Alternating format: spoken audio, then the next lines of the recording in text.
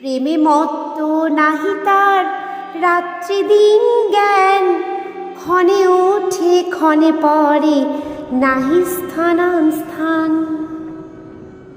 শ্রী মাধবেন্দ্র পুরী ভগবত প্রেমে উন্মত্ত ছিলেন, তাই তার রাত্রি দিন জ্ঞান ছিল না।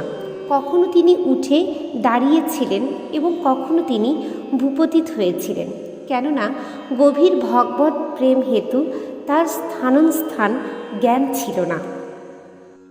শৈল পরিক্রমা করি গোবিন্দ কুণ্ডে আসি, স্নান করি বৃক্ষতলে আছে সন্ধ্যায় বসি।